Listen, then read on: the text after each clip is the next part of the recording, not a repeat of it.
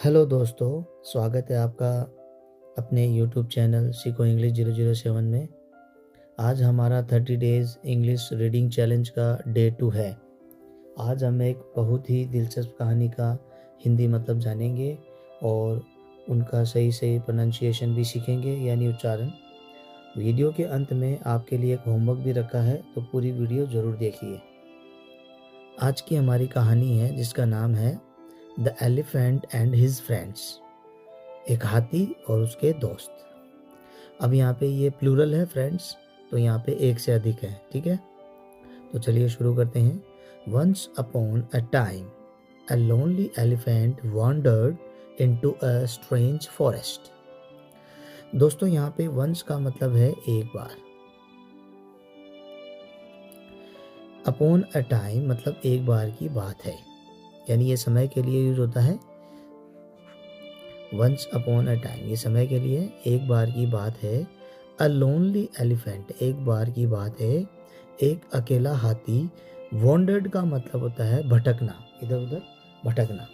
Into a strange forest, forest मतलब होता है जंगल, और स्ट्रेंज का मतलब होता है अजीब से जंगल। यानी एक बार एक हाथी था जो अकेला ही इधर उधर अजीब से जंगल में भटक रहा था।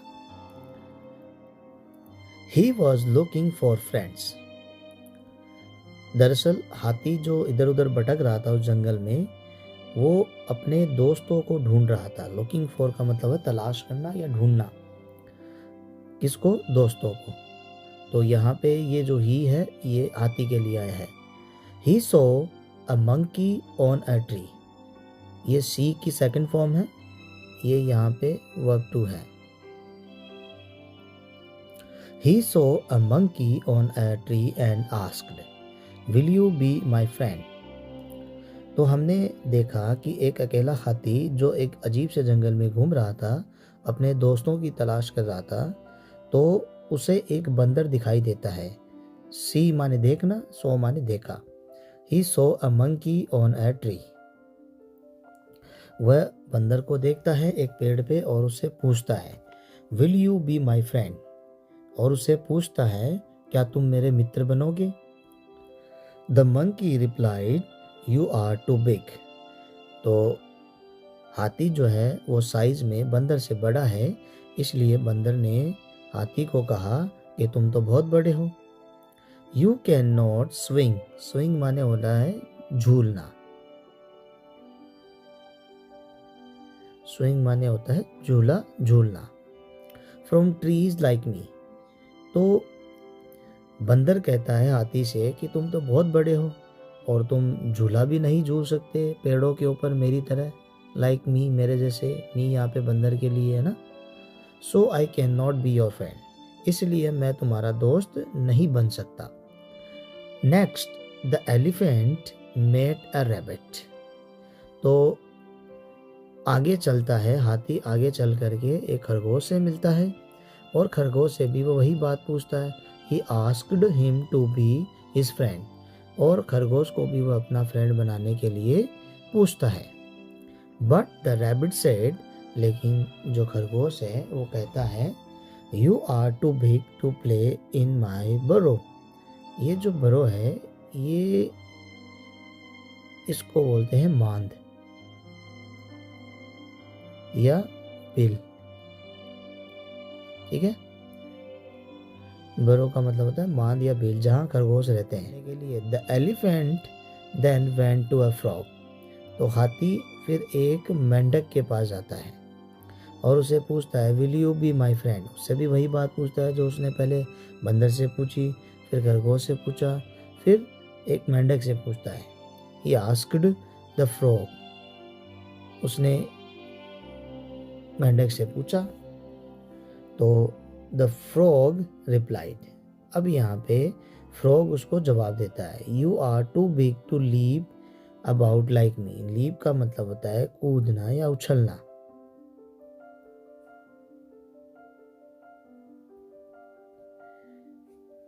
ठीक है दोस्तों, तो मेंढक ये कहता है कि तुम साइज में बहुत बड़े हो और तुम यू आर टू बिग यानी साइज में इतने बड़े हो कि मेरी तरह उछल कूद या उछल नहीं सकते।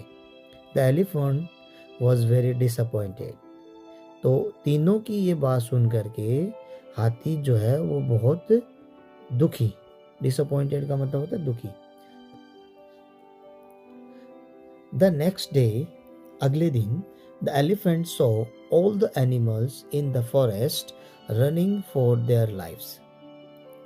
तो अगले दिन जब सब लोगों ने उसे अपना दोस्त बनाने से मना कर दिया था, तो अगले दिन हाथी ने देखा कि सभी जानवर जंगल के अंदर अपनी जान बचाने के लिए इधर उधर भाग रहे हैं। He asked a bear what the matter was. Matter का मतलब होता है मामला।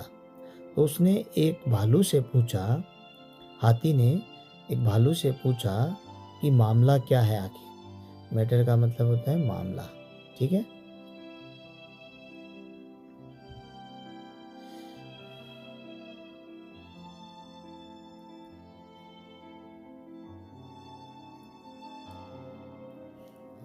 द बियर रिप्लाइड, भालू उसे जवाब देता है, there is a tiger in the forest, कि जंगल में क्या आ गया है, टाइगर।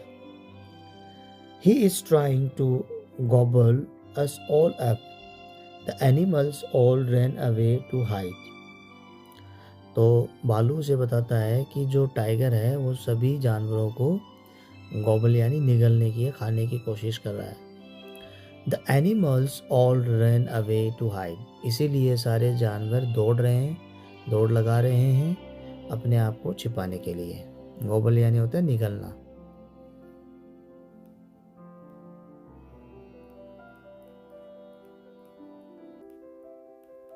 मैं चाहता हूँ दोस्तों, अगर आपको यह वीडियो पसंद आ रही है तो अभी लाइक कर दीजिए, क्योंकि आपका एक लाइक मुझे मोटिवेट करता है। सो चलिए शुरू करते हैं। The elephant wondered what he could do to solve the problem. तो एलिफेंट ने सोचा, what he could do to solve the problem, कि वो इस प्रॉब्लम की यानी समस्या का समाधान करने के लिए क्या कर सकता है। एलिफेंट ने आश्चर्य किया, सोचा कि वह इस समस्या का समाधान करने के लिए क्या कर सकता है। He walked up to the tiger, वह टाइगर के पास गया एंड सेड, और कहा, please mister tiger do not eat up these poor animals. और रिक्वेस्ट करके कहता है कि मिस्टर टाइगर आप इन बेचारे जानवरों को मत खाइए। द टाइगर रोड, रोड का मतलब होता है दहाड़ना। तो टाइगर दहाड़ता है, माइंड योर ओवन बिजनेस, यानी अपने काम से काम रखो, मेरे काम में टांग न अड़ाओ। The elephant had no choice but to give the tiger a hefty kick. अब जब हाथी उसको समझाने जाता है तो वह हाथी को उल्टा दहाड़ करके ये बात कहता है कि तुम अपने काम से काम रखो, मेरे काम में टांग न अड़ाओ। तो एलिफेंट के पास जो वो करने वाला था टाइगर के साथ, उसके अलावा उसके पास और कोई रास्ता ही नहीं बचता। उसे कुछ आइडिया ही नहीं आता है, उसे समझ नहीं आ रहा था। तो उसने क्या किया, उसने टाइगर को एक हैफ्टी यानी जबरदस्त एक किक मारी। द फ्राइटन, फ्राइटन माने होता है भयभीत या डरना या भयभीत। The frighten tiger rain for his life. तो जैसे ही हाथी ने किक मारी टाइगर को, तो टाइगर डर गया। तो ये तो जाहिर सी बात है कि हाथी की साइज बड़ी होती है और टाइगर की छोटी होती है। अकेला टाइगर हाथी का कुछ नहीं कर सकता, झुंड की बात अलग है। तो किक लगते ही जो टाइगर है वो डर जाता है और अपनी जान बचा के वहां से भाग जाता है।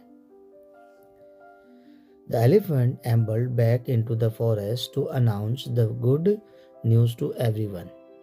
तो हाथी, एम्बल का मतलब होता है धीरे धीरे चलना, ठीक है। तो एलिफेंट वापस जब उसको टाइगर को लात मारता है तो टाइगर भाग जाता है। तो यही खबर सुनाने के लिए वो जंगल की ओर धीरे धीरे बढ़ता है, यानी जंगल वासियों को, जंगल के जो जानवर उनको अच्छी न्यूज़ देने के लिए। ऑल द एनिमल्स थैंक का मतलब धन्यवाद दिया।